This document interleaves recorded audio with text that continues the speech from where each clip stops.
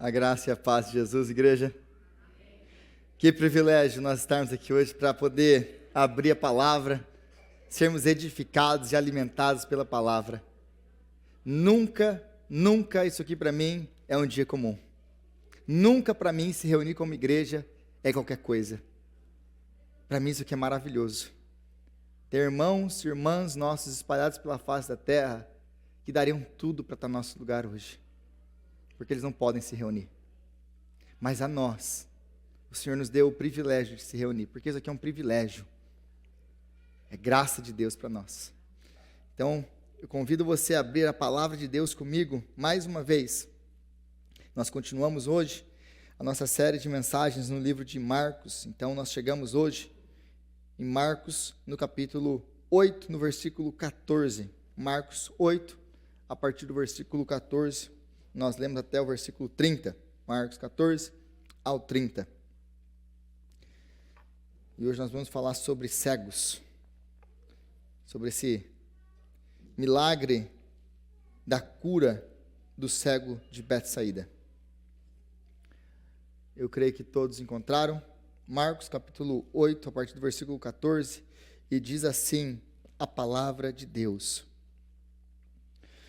Os discípulos haviam esquecido de levar pão, a não ser um pão que tinham consigo no barco.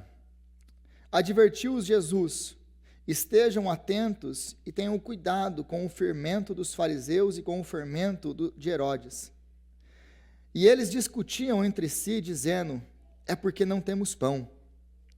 Percebendo a discussão, Jesus lhes perguntou: por que vocês estão discutindo sobre pão, sobre não terem pão? Ainda não compreendem e nem percebem? O coração de vocês está endurecido? Vocês têm olhos, mas não veem? Têm ouvidos, mas não ouvem? Não se lembram quando eu parti os 5 pães para os 5.000? Quantos cestos cheios de pedaço vocês recolheram? 12, responderam eles. E quando eu parti os 7 pães para os 4.000, quantos cestos cheios de pedaços vocês recolheram? 7, responderam eles. E ele lhes disse: vocês ainda não entendem? Eles foram para Betsaída e algumas pessoas trouxeram um cego a Jesus, suplicando-lhe que tocasse nele. Ele tomou o cego pela mão e o levou para fora do povoado. Depois de cuspir nos olhos dele, do homem, Jesus lhe impôs as mãos e perguntou: você vê alguma coisa? Ele, levantando os olhos, disse: vejo pessoas, elas parecem árvores andando. Mais uma vez, Jesus colocou as mãos sobre ele, sobre os olhos do homem, e então os seus olhos foram abertos. A sua vista lhe foi restaurada, e ele via tudo claramente. Jesus mandou-o para casa, dizendo: não entre no povoado. Jesus e os seus discípulos dirigiram-se para os povoados nas proximidades de Cesareia de Filipe. No caminho, ele lhes perguntou: quem o povo diz que eu sou? Eles responderam: alguns dizem que tu és João Batista, outros Elias, e ainda outros, um dos profetas. E vocês? Perguntou ele: quem vocês dizem que eu sou? Pedro respondeu: tu és o Cristo. Jesus os advertiu que não falassem a ninguém a seu respeito. Palavra de Deus. Senhor, nós te clamamos agora, Pai, que o Senhor venha abrir o nosso coração, abrir os nossos olhos, para que a gente possa enxergar Cristo. E que, à luz dessa revelação, as nossas vidas venham ser transformadas. É a nossa oração em nome de Jesus. Amém. Então, hoje nós vamos falar sobre cegos. E o que o texto é muito claro em dizer e nos apontar é sobre cegos. E o que basicamente todo esse discurso, ou toda essa passagem, nos mostra, nos apresenta, nos ensina, é basicamente isso. Basicamente isso. Nós podemos viver ou ver os maiores milagres e ainda assim continuarmos cegos sobre quem é Jesus. Nós podemos viver e nós podemos presenciar, nós podemos ver os maiores milagres e ainda continuarmos cegos.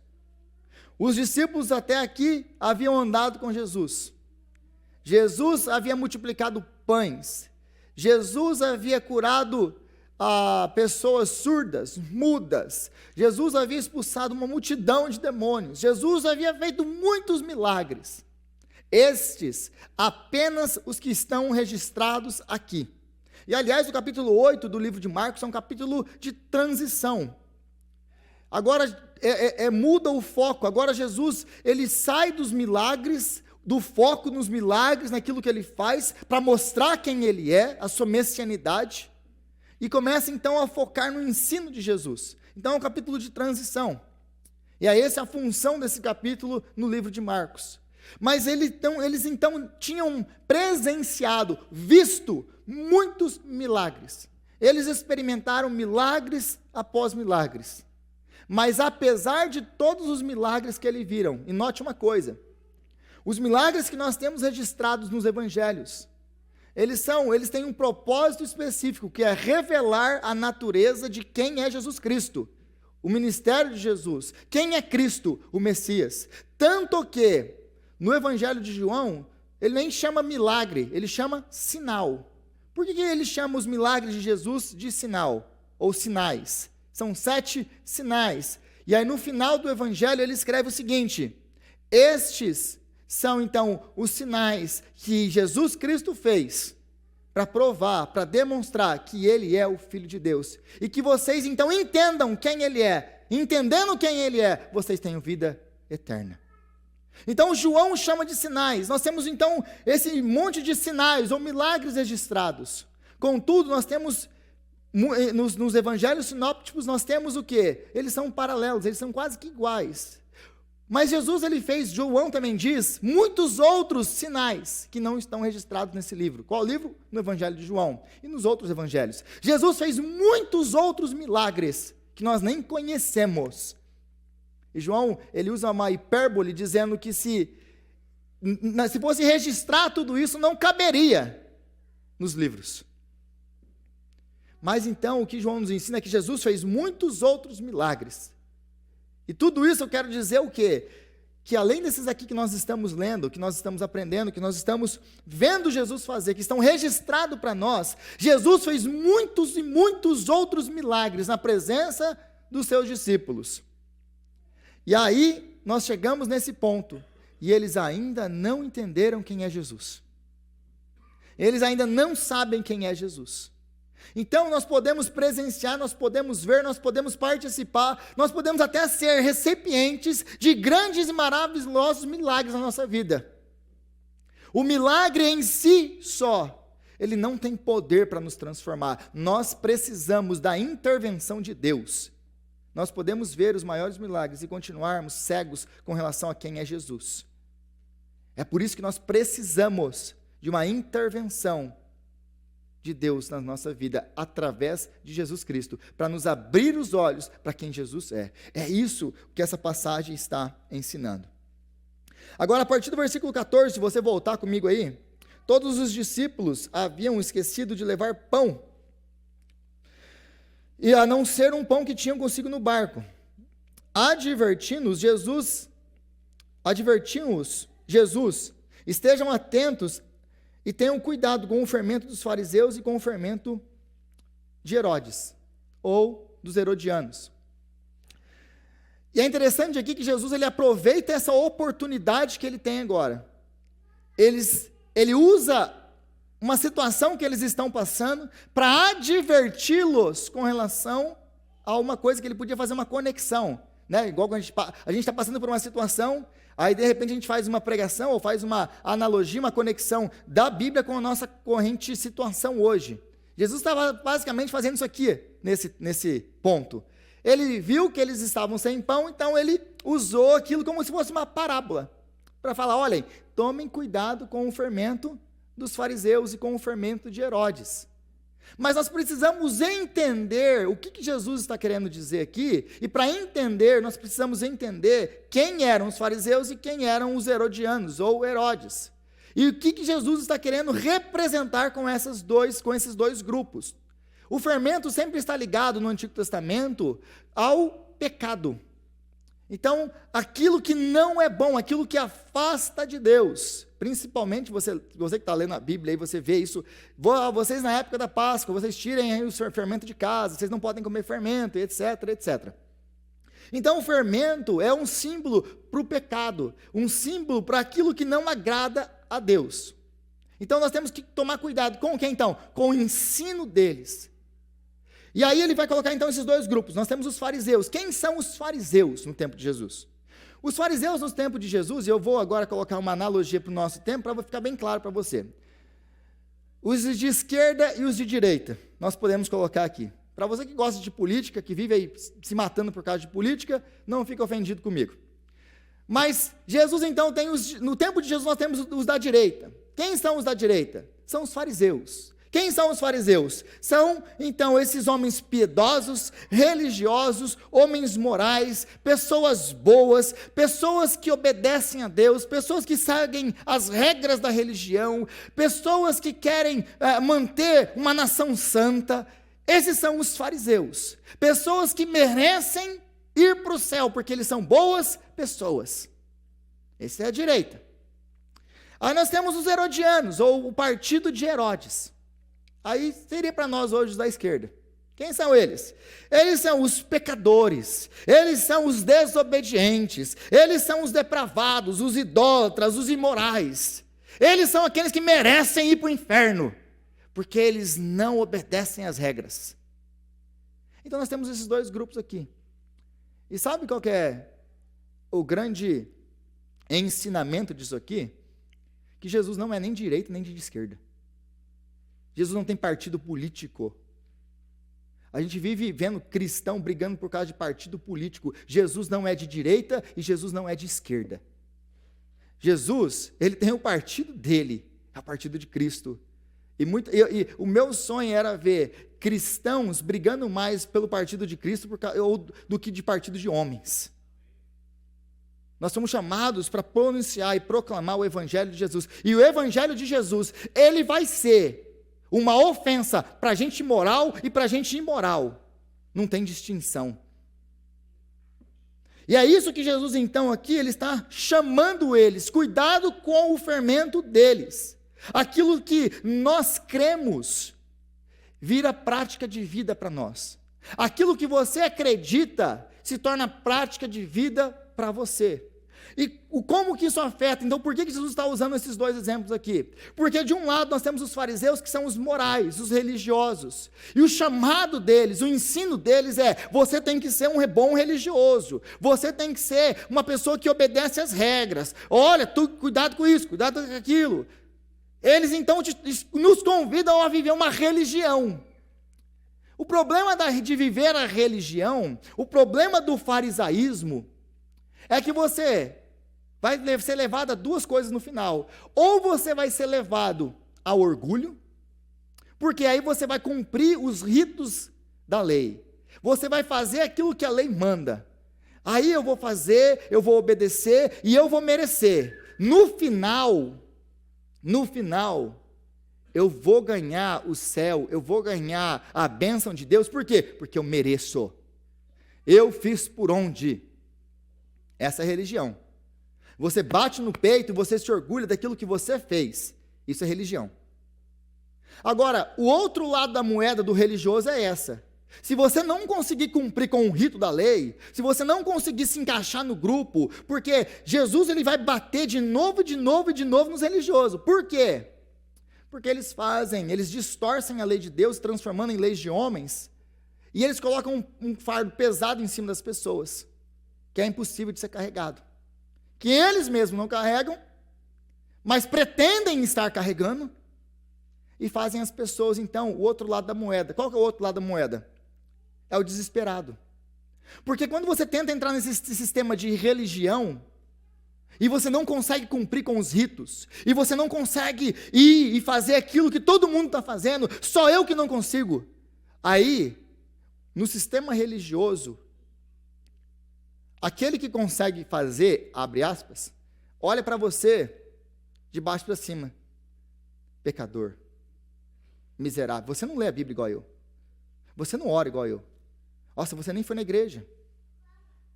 Então nós vamos tendo esse padrão religioso, e nós vamos nos medindo entre nós mesmos, e aí a gente vai falar, não, eu sou bom porque eu, comparado com a tal pessoa, eu sou bom. Eu, comparado com aquela pessoa da igreja, eu sou bom. Então eu me enalteço à custa do meu irmão.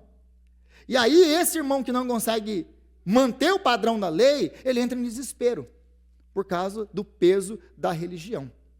Eu costumo dizer para os religiosos o seguinte: se você quer se comparar com alguém dentro da igreja, se compare com Cristo, porque Ele é a régua, Ele é a base de medida. Se você quer se comparar com alguém dentro da igreja, quem eu sou, se compare com Cristo. Quem você é agora diante do Senhor?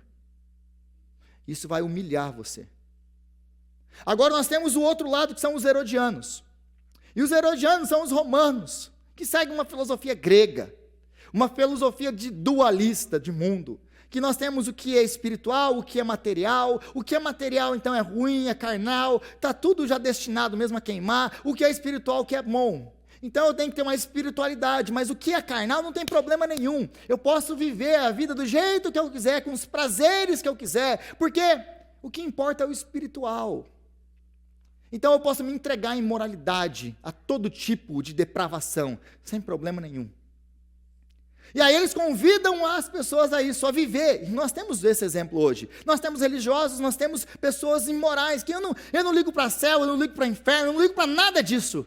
Eu nem acredito nisso. E talvez essa seja a grande maioria hoje. Não existe céu, não existe inferno, eu posso fazer o que eu quiser.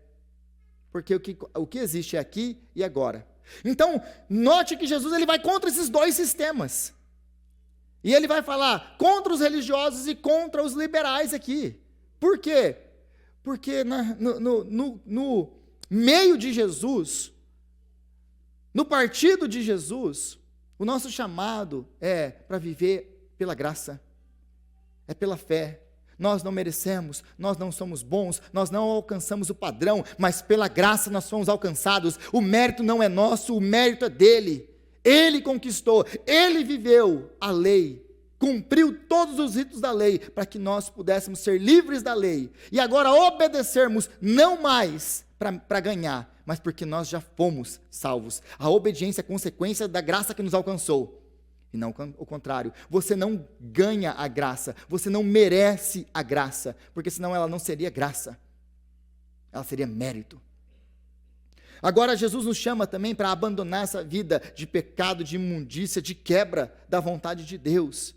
Então ele nos chama para o centro.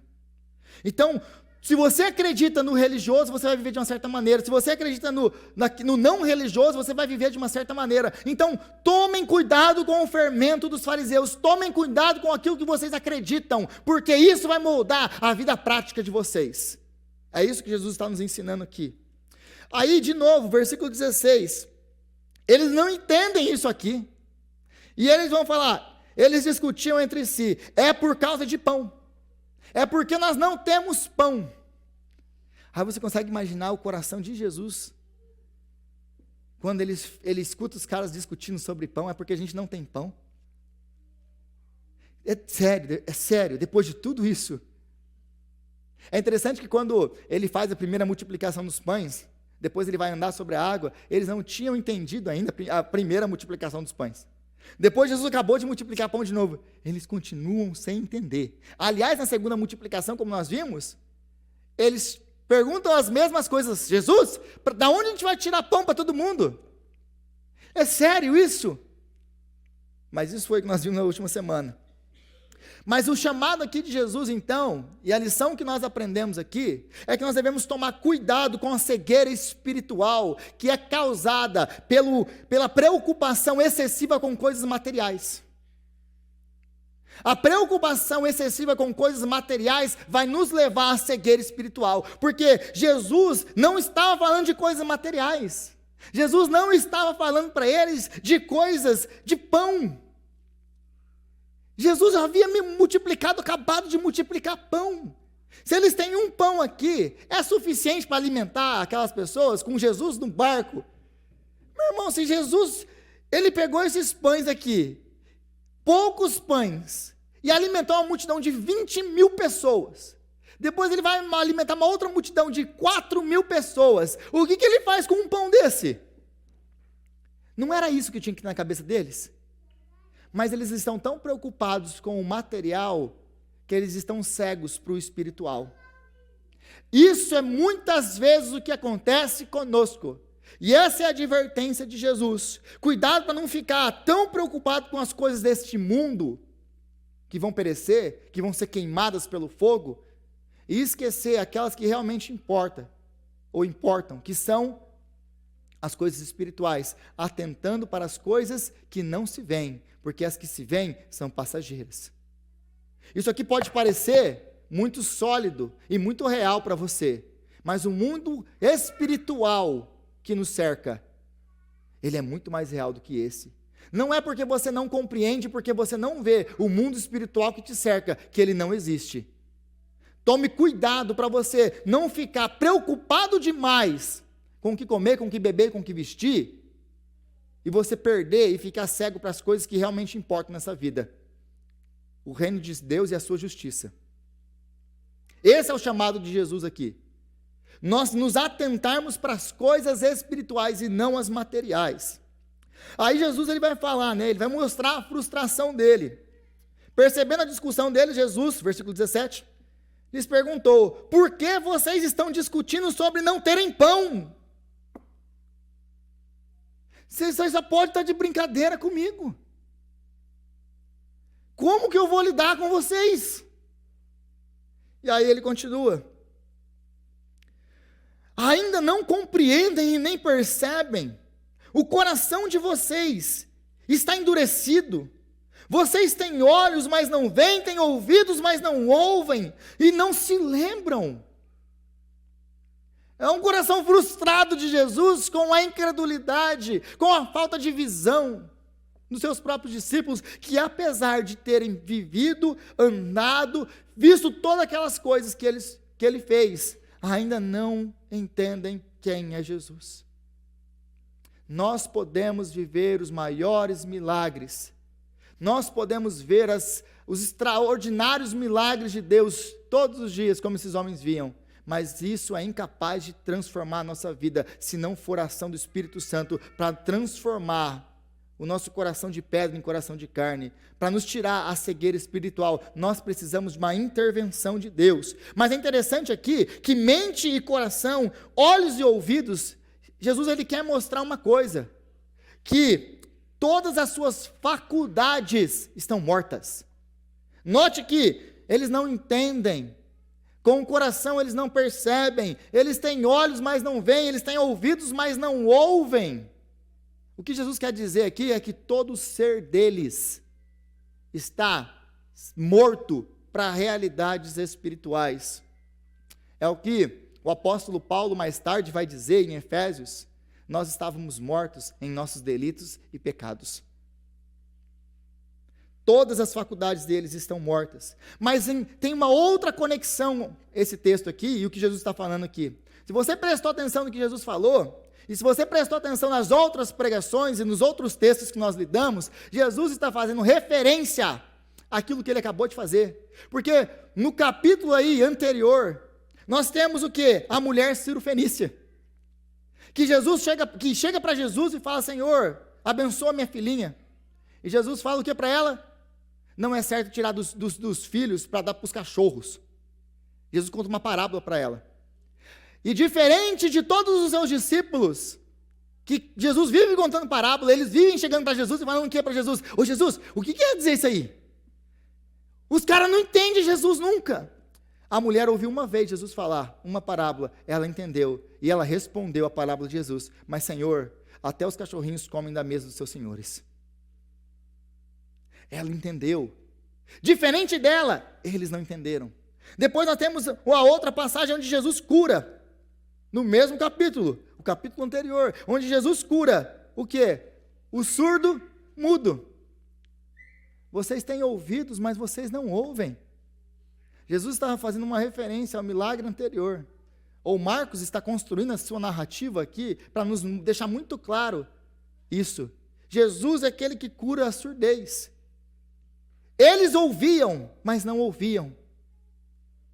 E aí depois ele vai finalizar: vocês não conseguem ver. Ver o que, Jesus? Ver que eu multipliquei pão 2 vezes, tanto para judeus quanto para gentios. Multipliquei pão para uma multidão de gente, 20.000 pessoas na primeira vez, 4.000 pessoas na segunda vez, com pouquíssimos pães. Vocês não conseguem ver, vocês não conseguem perceber isso. Agora Jesus então vai apontar, e Marcos vai nos apontar, para a cura do homem, para a cura da visão física, que representa a visão espiritual, a nossa visão espiritual. E aí no versículo 22, eles foram para Betsaída, e ali algumas pessoas trouxeram um cego a Jesus, suplicando-lhe que tocasse nele. É interessante aqui, que essas pessoas, elas provavelmente conheciam Jesus, elas sabiam dos milagres de Jesus, e talvez elas não conhecessem tão profundamente quem é Jesus. Mas é interessante que o pouco que elas conheciam de Jesus, elas sabiam uma coisa: este homem, ele tem poder para curar o cego. Este homem tem poder para transformar esse cego. Esse homem pode fazer. Então eles trazem para Jesus o cego. Mas eles não trazem para Jesus o cego e dá ele lá. Eles trazem o cego e eles suplicam pelo cego. O que esse texto me ensina? O que esse texto te ensina? Que o nosso trabalho é levar pessoas a Jesus. Porque eu e você, nós não temos o poder de transformar ninguém, meu irmão, minha irmã. Às vezes você está aí batendo, pensando que você é capaz de transformar alguém. O nosso trabalho é levar pessoas a Cristo. É suplicar por elas, é interceder por elas, é orar por elas. Porque quem transforma é Jesus, não somos nós. Eu posso fazer qualquer coisa por você, mas eu não posso transformar você. Porque a obra de transformação, a obra de conversão, a obra de abrir os olhos espirituais é uma intervenção milagrosa de Deus. Ninguém pode fazer isso. Só Deus pode fazer. O nosso trabalho é conhecer isso aqui muito bem. E quando nós precisarmos, nós podemos levar pessoas à fonte de transformação, que é Cristo. Ele é o centro.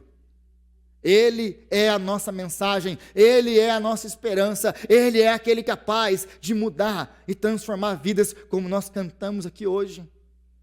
É Jesus que pode fazer isso. Nós não podemos. Agora, Jesus ele vai tirar este homem do meio da multidão. E isso aqui é muito interessante. Por que Jesus não apenas curou aquele homem ali mesmo? Por que Jesus não apenas falou assim, cara, abra aí os seus olhos? É interessante todo o processo, aliás, né, de cura, mas por que Jesus tira ele do meio da multidão? Por pelo menos 2 motivos. O primeiro motivo é que para Jesus transformar vidas, Jesus não precisa de plateia. E aliás, Jesus ele quer estar a sós conosco. Jesus quer nos encontrar a sós e transformar as nossas vidas. Nós vivemos nesse mundo, né, nessa época, nessa geração, de que tudo tem que ser filmado, televisionado, mostrado, apontado. Chama lá, está endemoniado, traz aqui na frente. Como que é o seu nome? Ah, não, o cara não anda, não sei lá, vem aqui, como que é o seu nome? Qual que é a sua história? Não, em nome de Jesus. Vocês estão filmando aí? Não, está pegando o meu melhor ângulo?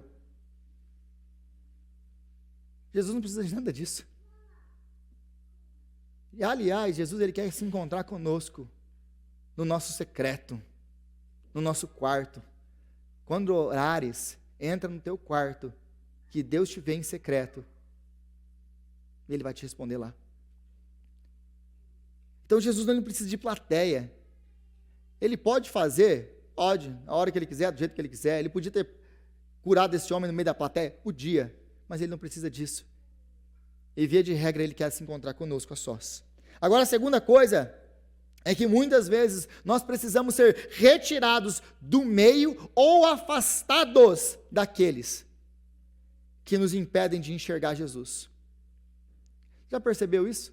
Muitas vezes Deus ele precisa nos tirar de um meio ou nos tirar de pessoas que nos impedem de enxergá-lo.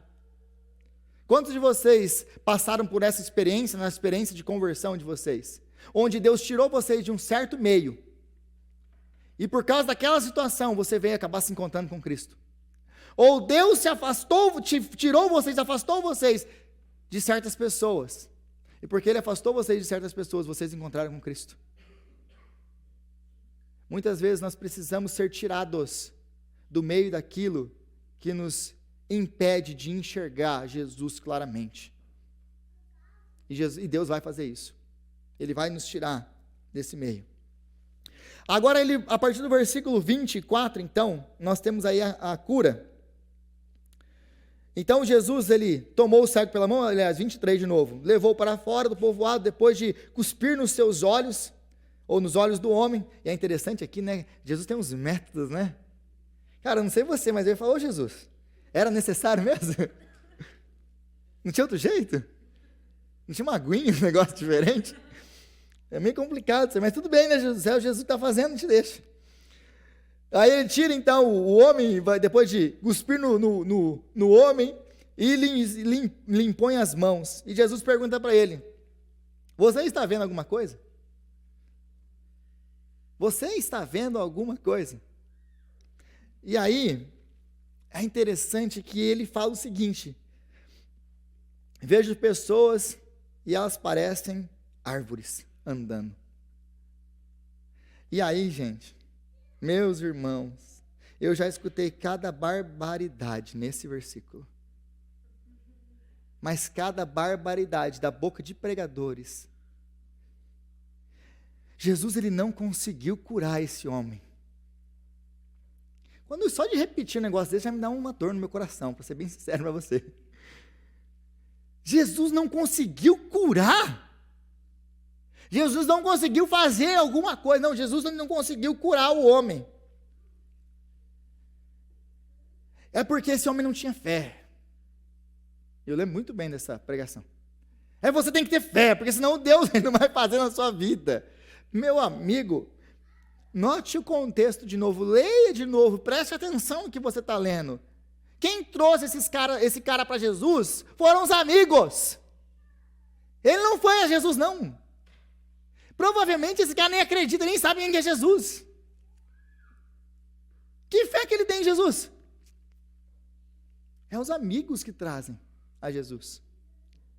Então Jesus, ele não conseguiu curar o homem. É isso que esse texto está me ensinando. É isso que esse texto quer ensinar. Que Jesus não conseguiu curar, ele precisou curar esse homem em duas etapas. Porque o Deus do universo, o Criador dos céus e da terra, aquele que criou todas as coisas e sustenta todas as coisas com vida, não foi capaz de curar um cego. É isso que esse texto me ensina. Ô Jesus, pelo amor de Deus. Eu vou falar para você, é impossível ouvir uma besteira dessa e não ficar nervoso. É impossível. Tá, o que esse texto então está me ensinando, se não é que Jesus não é poderoso para curar um cego?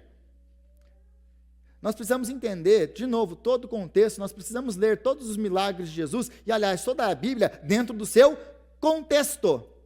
Qual é o contexto da passagem? Do que a passagem está falando? Para onde que ela está apontando? Para a cegueira espiritual dos discípulos. Então, o que o texto está nos mostrando é que mesmo os discípulos ainda não podem ver quem é Jesus. Mesmo esses homens que andam com Jesus, mesmo esses homens que estão com Jesus, eles não conseguem saber, eles não conseguem enxergar quem é Jesus. Eles têm a sua visão embaçada sobre quem é Jesus. É isso que esse texto, então, está nos mostrando. E aqui Jesus ele vai fazer o que é muito comum para o Antigo Testamento e no Antigo Testamento, que é um ato profético. Eu coloquei entre aspas aí para não machucar o coração dos presbiterianos, né? A gente fala de ato profético na igreja, os caras falam, nossa, vamos caçar o cara como herege. Calma. que é um ato profético? No Antigo Testamento, Deus chega e chama para Oséias: faz o seguinte, casa aí com uma prostituta. Como assim, Senhor? De novo, não tinha outro jeito? Era esse jeito mesmo? É esse jeito mesmo. Então nós temos os profetas sempre atuando alguma coisa que eles querem ensinar. Então eles fazem, eles atuam. Aí Deus faz o outro profeta lá andar descalço e pelado lá, anos, para mostrar o exílio da Babilônia, para mostrar o tempo de sofrimento. Então nós temos esses atos proféticos que apontam para uma realidade espiritual, uma coisa que Deus vai fazer. Jesus está fazendo a mesma coisa aqui. Então os milagres de Jesus, eles não têm apenas um caráter curativo, eles têm um caráter educativo. Jesus não está curando, e o que está registrado aqui, não está registrado aqui apenas para mostrar: Jesus pode curar cego, Jesus pode curar aleijado, Jesus pode curar leproso, Jesus pode expulsar demônio. O que está escrito aqui tem caráter educativo, porque Jesus está muito mais preocupado com a nossa vida espiritual do que a nossa vida temporal, passageira, material. Jesus está preocupado com a nossa vida eterna. Então o que está escrito aqui tem esse caráter educativo. Então Jesus, ele cura este homem em duas etapas para mostrar, para apontar para uma realidade. Qual é a realidade? Que a nossa obra de cura espiritual, de cegueira espiritual, é uma obra que acontece em progresso, é progressiva. Nós vamos enxergando e tendo cada vez mais claridade e visão sobre quem é Jesus. É isso que ele está então nos mostrando. E esse cego, ele vai servir de padrão para todos os discípulos de Jesus. Ele vai deixar claro então que a nossa cegueira só pode ser retirada de maneira sobrenatural. Nós precisamos de uma intervenção de Deus.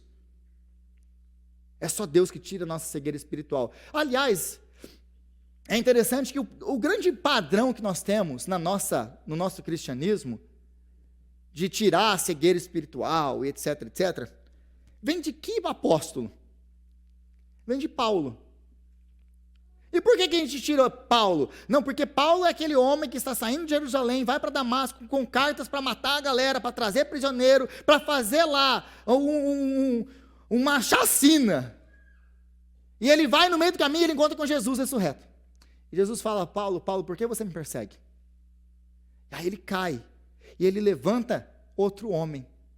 Já não é mais Saulo, é Paulo. Porque agora ele foi transformado. Então o nosso padrão de cegueira espiritual, de transformação, é Paulo. Você cai um, levanta outro. Agora, meu irmão, minha irmã, eu nunca conheci ninguém assim. Eu nunca conheci um Paulo. Caiu de um jeito, levantou do outro.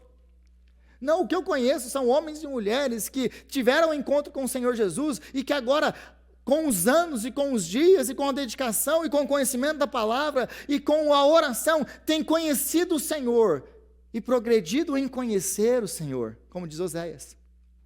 Aliás, é isso que nós fazemos todos os dias de manhã, lendo a Bíblia, estudando. É olhar isso aqui e aprender isso aqui, é ir para Jesus de novo e de novo e de novo. Senhor Jesus, eu não consigo entender, me ajuda a entender, tira a minha cegueira espiritual. É isso que ele está nos ensinando aqui. Porque, aliás, por que Jesus faz essa cura? E logo depois nós temos essa pergunta, a confissão de Pedro, aí, no meu subtítulo da NVI, o versículo 27 em diante. Jesus cura esse homem em duas etapas. Aí depois, e essa conexão com esses versículos, para ficar claro. Então Jesus, ele vai perguntar: quem o povo diz que eu sou? Finalzinho do versículo 27. Ele vai dizer, eles vão responder: João Batista, outros, Elias, ainda outro, um dos profetas. Então, em resumo, eles acreditavam que Jesus era um profeta. Um profeta. Por que um profeta? Porque nós temos quem faz milagres no Antigo Testamento?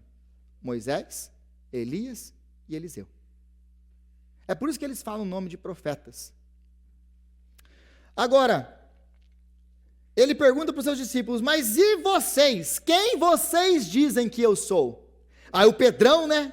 Pedrão sendo Pedrão, tu és o Messias. É o Cristo, o Messias. Aí Jesus ele repreende ele, fala, vocês não falam isso para ninguém. Então eles enxergam, Jesus é o Messias? Jesus é o Messias. Mas eles veem claramente que Jesus é o Messias? Não. E como não? Versículo 31.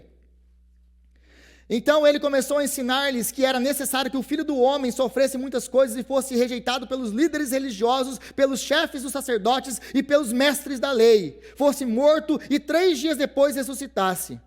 Ele falou claramente a esse respeito. Então, Pedro chamou de lado à parte e começou a repreendê-lo. Pedro entendeu que ele era o Messias?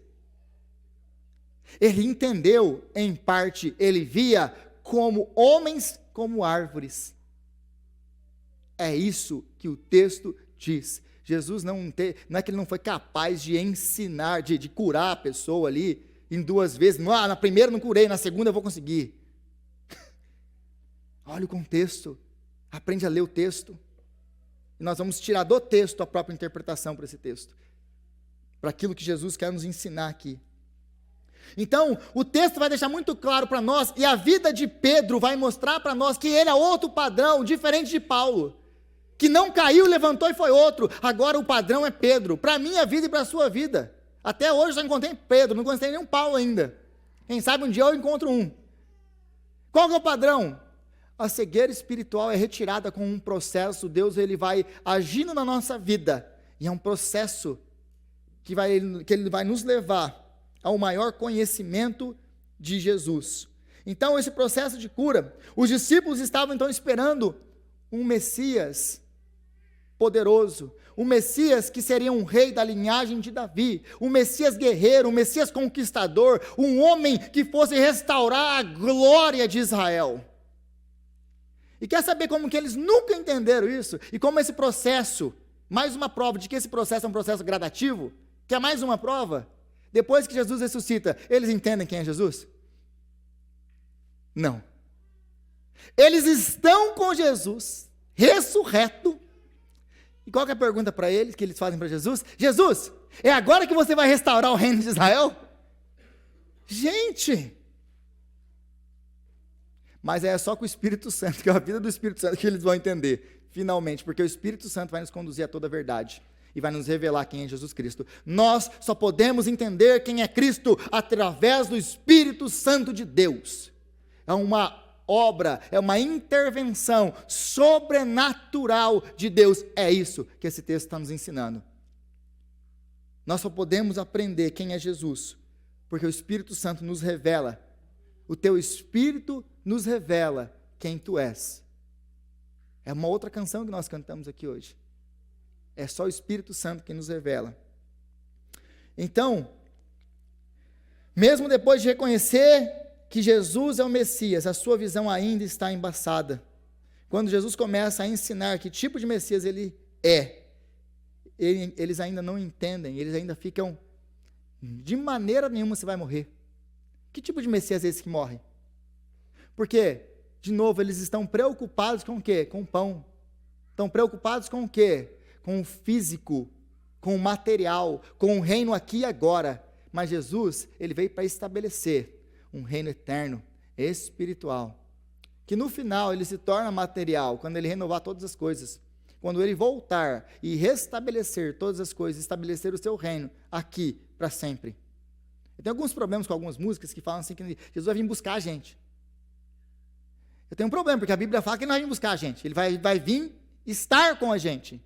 Quando a Bíblia fala que nós seremos arrebatados, isso é uma matéria para uma outra hora, mas quando ele fala que nós vamos ser arrebatados aos céus, nós que estivermos vivos, seremos arrebatados com o Senhor nos ares, e nós voltaremos com Ele, e nós vamos estar com Ele para sempre.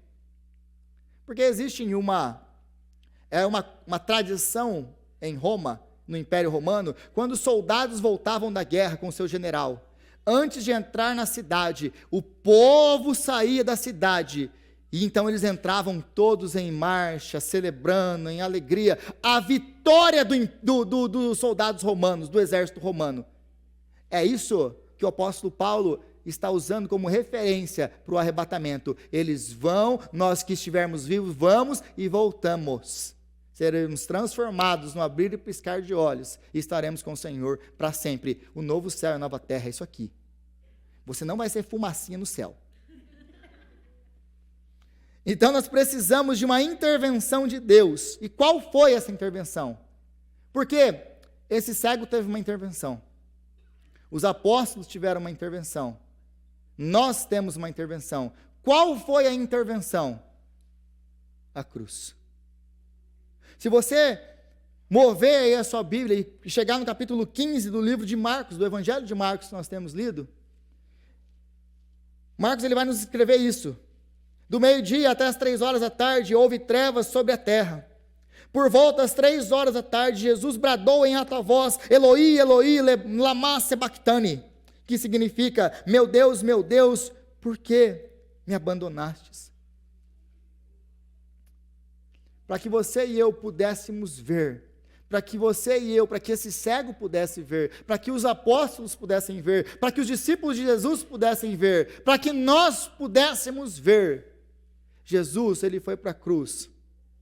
Jesus, ele se fez cego por nós. Jesus tomou sobre ele as nossas trevas. Porque as trevas é esse lugar onde nós não enxergamos, onde nós não vemos. O cego é aquela pessoa que está em trevas. Jesus, ele tomou as trevas, as nossas trevas. Ele é, então, essa intervenção de Deus que tira a nossa cegueira espiritual. É só Jesus quem faz isso. Então ele se fez cego, tomou a nossa cegueira para nos dar visão, e a visão eterna de quem ele é.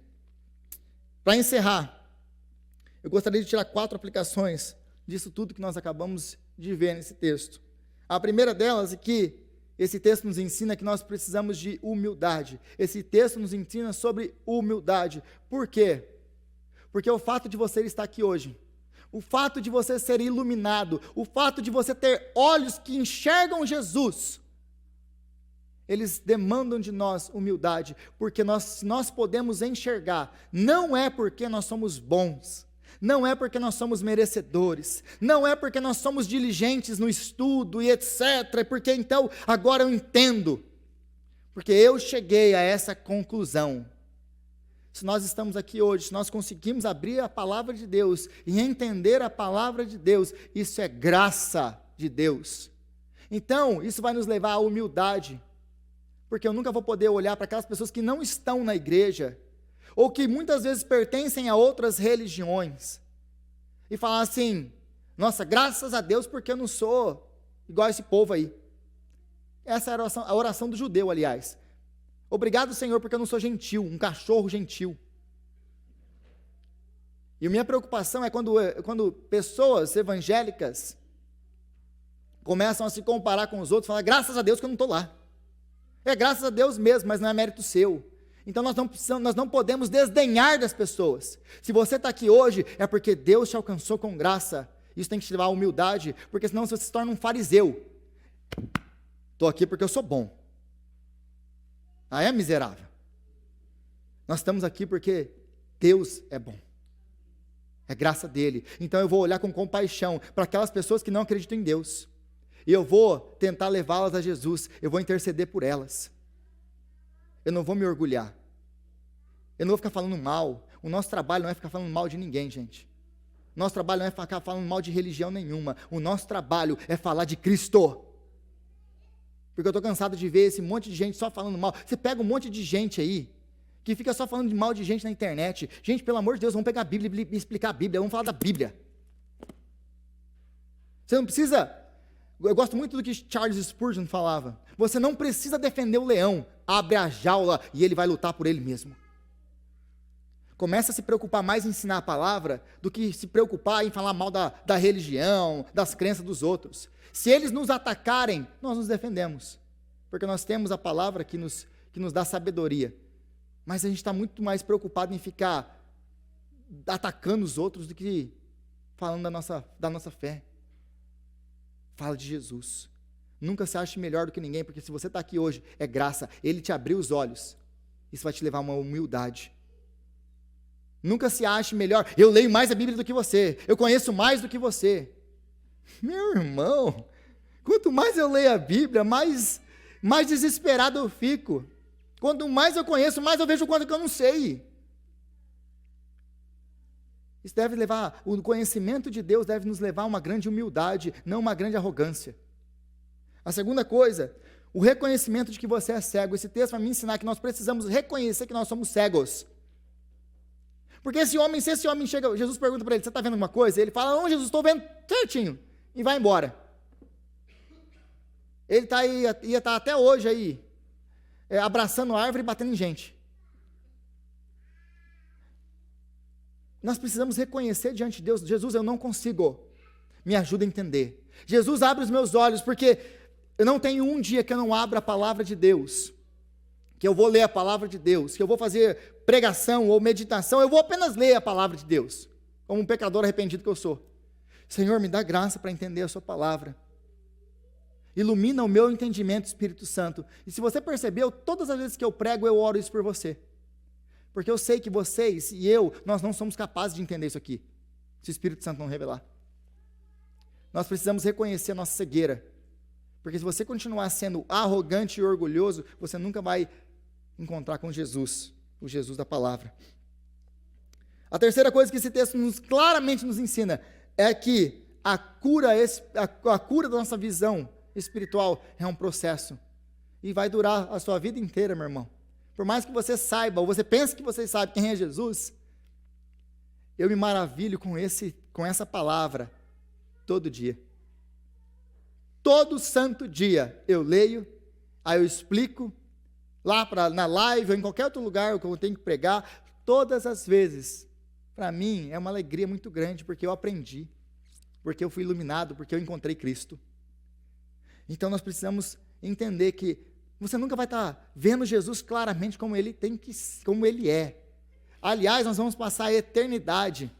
Sabe qual que é o tema da eternidade? Sabe por que o céu nunca vai ser enjoativo para nós?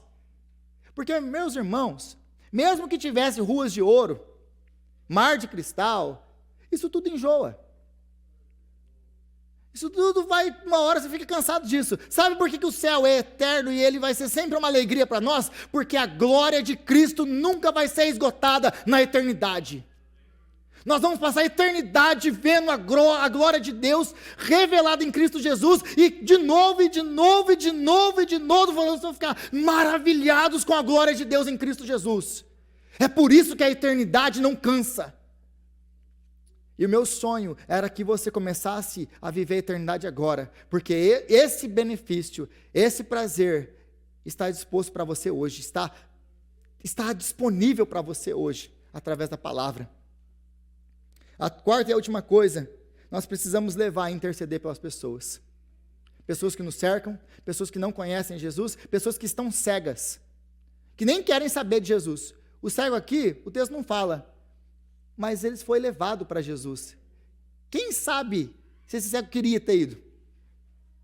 Mas nós precisamos levar pessoas a Jesus e interceder por elas, porque é só o Espírito Santo que faz essa obra.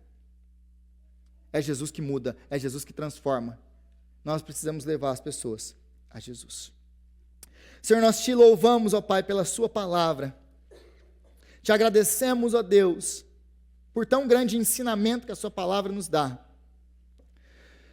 Agora, Pai, nos dá graça, Senhor, para viver com olhos abertos, com olhos curados, olhando para a eternidade, olhando para as coisas espirituais. Deus nos livra dessa preocupação excessiva com o material que nos cega para o espiritual. Senhor, nos livra de nos acharmos melhores do que as pessoas, porque nós temos algum tipo de compreendimento das Escrituras, e de nos tornarmos arrogantes. Nos ajuda a entender que nós somos o que nós somos pela graça do Senhor, e é pela graça que nós estamos aqui hoje. Senhor, nos ajuda a levar pessoas a Cristo, interceder por elas, e ver a vida delas serem transformadas pelo poder do Evangelho de Cristo. Senhor, nos dá graça para não olhar todas essas coisas, esse milagre maravilhoso, que é o milagre da salvação, o Evangelho de Jesus Cristo, a obra de Cristo na cruz, da ressurreição, olhar essas coisas e não entender essas coisas, mas que o Senhor venha nos abrir os olhos espirituais, abrir e iluminar a nossa mente, para que tudo isso que nós aprendemos hoje seja verdade nas nossas vidas.